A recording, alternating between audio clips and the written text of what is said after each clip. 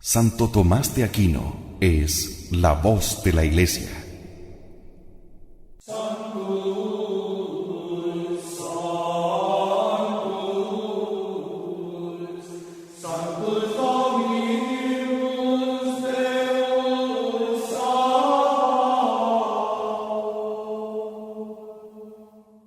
La Iglesia ha tenido en el Santo Doctor la fuente infalible de la verdad revelada. Su análisis certero, justo y piadoso de la doctrina de los Evangelios es una guía imprescindible si queremos ser católicos de verdad, más aún en estos tiempos de tanta confusión. Santo Tomás de Aquino es la voz de la Iglesia. Adentrémonos en su divina sabiduría.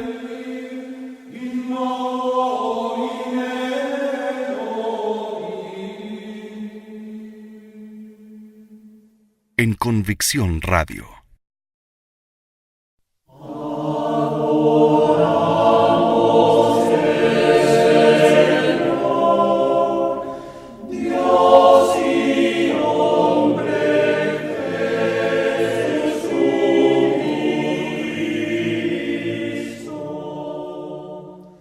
Y continuamos con Santo Tomás de Aquino, quien es la voz de la Iglesia, y la quinta petición del Pater, explicada doctrinalmente por el angélico doctor.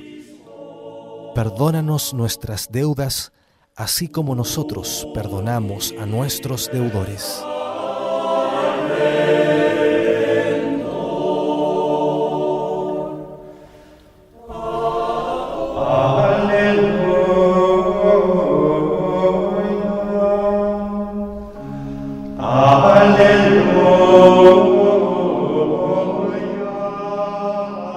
Se encuentran personas de gran sabiduría y fortaleza, pero que por confiar demasiado en sus fuerzas no hacen sabiamente lo que hacen, ni llevan a buen término lo que se proponen.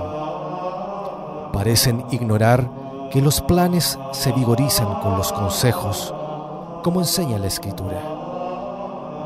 El Espíritu Santo, que da la fortaleza, da también el consejo. Todo buen consejo que se refiere a la salvación del hombre procede del Espíritu Santo. El hombre necesita aconsejarse cuando está atribulado, como necesita recurrir al consejo de los médicos cuando se enferma. Estando pues el hombre espiritualmente enfermo por el pecado, ha de pedir consejo para sanarse. El consejo es así necesario al pecador, como lo mostró el mismo Daniel al decir al rey Nabucodonosor: «Toma, oh rey, mi consejo, redime tus pecados con limosnas». En verdad, el mejor consejo contra los pecados es la limosna y la misericordia. Pero, por eso, el Espíritu Santo enseña a los pecadores a pedir suplicantes: «Perdónanos nuestras deudas, así como nosotros perdonamos a nuestros deudores».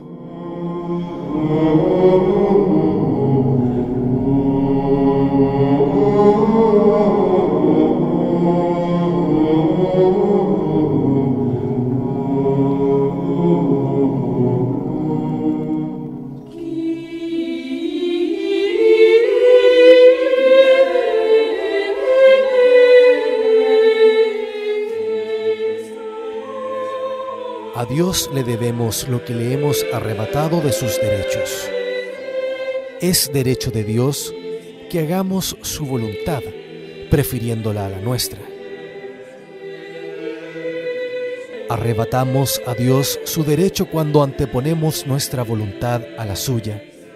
En eso consiste el pecado. Así pues, los pecados son nuestras deudas. Es consejo del Espíritu Santo que pidamos a Dios perdón por nuestros pecados, y por eso decimos: perdónanos nuestras deudas. Acerca de estas palabras podemos preguntarnos tres cosas. Lo primero es: ¿por qué se hace esta petición? Lo segundo, ¿cuándo se logra su cumplimiento? Y lo tercero, ¿qué se requiere de nuestra parte para que se cumpla? En cuanto a lo primero, o sea, ¿por qué se hace esta petición? Hay que advertir que de la consideración de su contenido podemos recoger dos enseñanzas necesarias para los hombres durante la presente vida. La primera es que el hombre debe mantenerse siempre en el temor y la humildad. Algunos fueron tan presuntuosos que enseñaron que el hombre puede por sus solas fuerzas evitar en este mundo todos los pecados. Esto a nadie le fue dado, sino solo a Cristo, que poseyó el Espíritu en toda su plenitud. Solo a Cristo y a la Santísima Virgen, que fue llena de gracia y no tuvo pecado alguno, como dice San Agustín. Tratándose de pecados, no quiero ni hacer mención de la Virgen. De los otros santos, a ninguno le fue dado dejar de incurrir al menos en pecado venial, pues como afirma San Juan, si decimos que no tenemos pecado, a nosotros mismos nos engañamos y la verdad no está con nosotros. La petición de que tratamos confirma esta misma idea. Queda claro que a todos los hombres, incluidos los mismos santos, les conviene recitar estas palabras de la oración dominical. Perdónanos nuestras deudas. Pronunciándolas, todos se reconocen y confiesan pecadores o deudores. En conclusión, si eres pecador, debes temer y humillarte.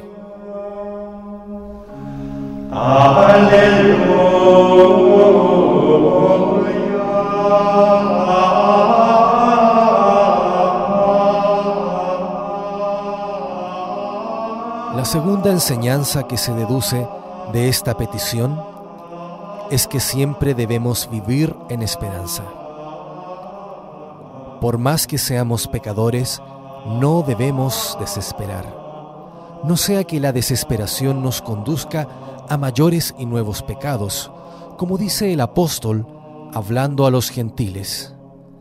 Habiendo perdido la esperanza, se entregaron a la lascivia, hasta practicar con avidez todo género de impurezas. Es, por consiguiente, muy útil que siempre esperemos, pues, por pecador que sea, el hombre debe esperar que si se arrepiente perfectamente y se convierte, Dios lo perdonará. Ahora bien, esta esperanza se fortifica en nosotros cuando pedimos, perdónanos nuestras deudas. Unos herejes llamados novacianos atentaron contra esta esperanza, afirmando que quien después del bautismo pecaba una sola vez, jamás conseguiría misericordia. Pero esto es falso, si Cristo dijo la verdad cuando afirmó, te he perdonado toda tu deuda, porque me lo suplicaste. Por tanto, en el momento en que pidas misericordia, la podrás obtener si la imploras arrepentido de tus pecados. Así pues, de esta petición nace no solo el temor, sino también la esperanza, porque nos muestra cómo todos los pecadores que se arrepienten y confiesan sus pecados alcanzan misericordia.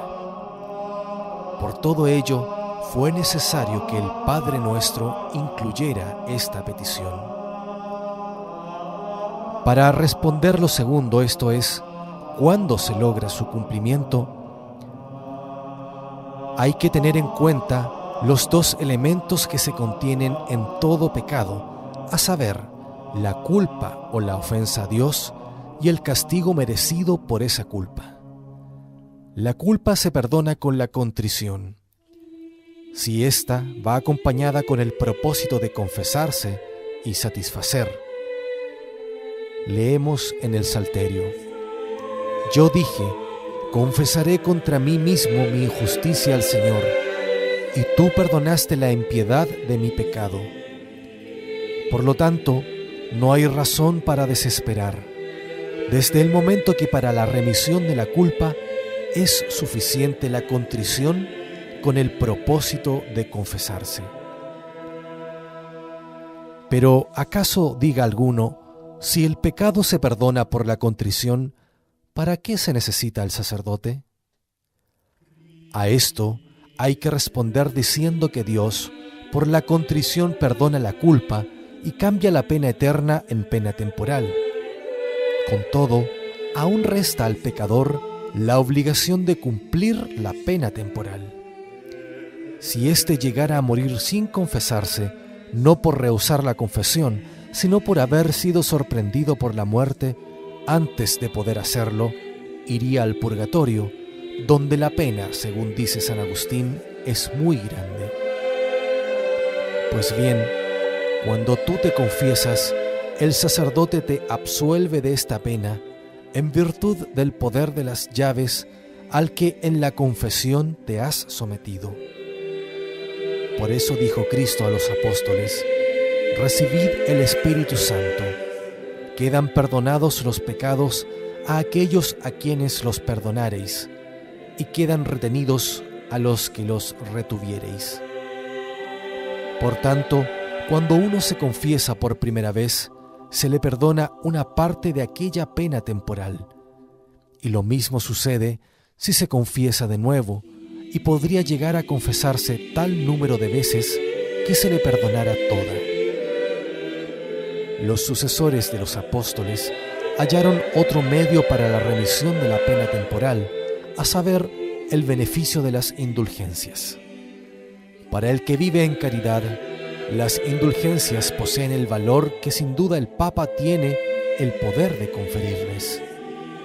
En efecto, muchos santos hicieron una multitud de obras buenas y no pecaron, al menos mortalmente. Estas buenas obras las hicieron para utilidad de la Iglesia.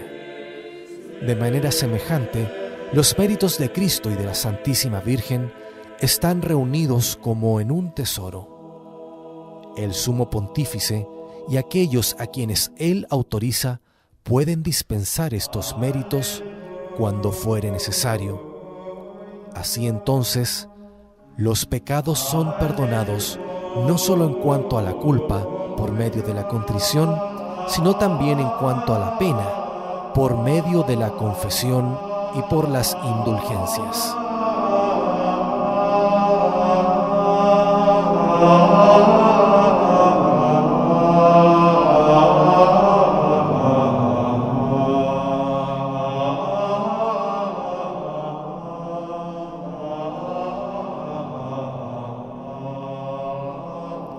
En cuanto a lo tercero, o sea, ¿qué hemos de hacer para que el Señor escuche esta petición? Debemos responder que lo que Dios requiere de nuestra parte es que perdonemos al prójimo las ofensas que nos haya hecho. Por eso se dice, así como nosotros perdonamos a nuestros deudores. De otra manera, Dios no nos perdonaría. Y así leemos en la Escritura: ¿guarda ira el hombre al hombre y pide a Dios la salud? De ahí lo que dice el Señor: perdonad y seréis perdonados. Vemos así como en esta quinta petición el Señor puso una sola condición: así como nosotros perdonamos a nuestros deudores. Por consiguiente, si no perdonas, no se te perdonará a ti. Podrías quizás pensar, diré lo primero, es decir, perdónanos, y callaré lo segundo, como nosotros perdonamos a nuestros deudores. ¿Es que quieres engañar a Cristo? Ciertamente no lo engañarás, puesto que fue Cristo quien compuso esta oración, se acuerda muy bien de ella. No puede ser engañado, por lo tanto, si la dices con la boca, cúmplela de corazón. Cabe preguntar si el que no tiene el propósito de perdonar a su prójimo debe también decir, así como nosotros perdonamos a nuestros deudores. Parecería que no, porque mentiría. Sin embargo, hay que decir que no mentiría, porque no ora en nombre propio, sino en nombre de la Iglesia, y la Iglesia no se engaña. Por eso, esta petición se expresa en plural. Conviene observar finalmente que hay dos modos de perdonar. Uno es el modo de los perfectos y consiste en que el ofendido vaya al encuentro del ofensor, conforme a la recomendación del salmista. Busca la paz. El otro es el modo común a todos, que a todos obliga y consiste en conceder el perdón a quien lo pide. Perdona a tu prójimo cuando te agravie, dice la Escritura, y así cuando tú implores el perdón, te serán perdonados tus pecados. A esta petición corresponde otra bienaventuranza. Bienaventurados los misericordiosos, pues la misericordia hace que tengamos piedad de nuestro prójimo.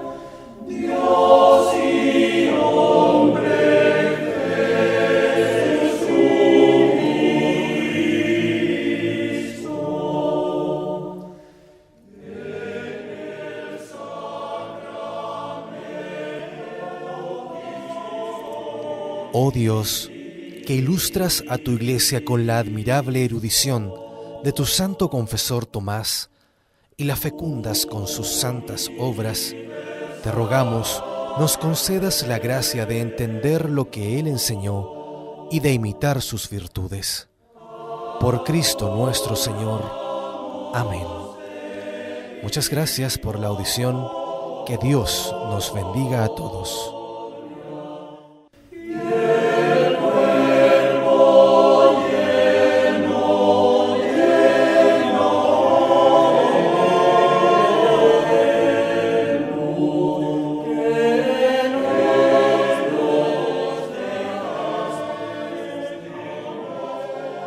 Santo Tomás de Aquino es la voz de la Iglesia.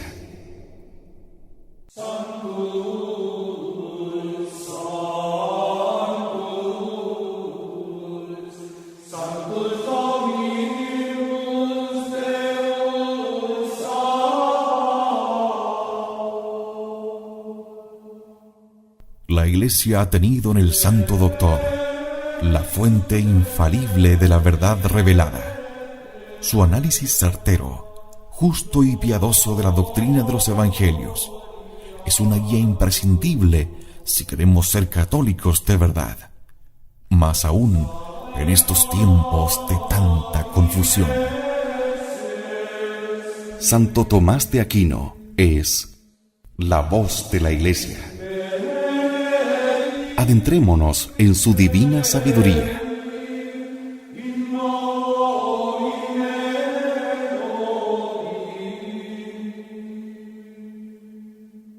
En Convicción Radio.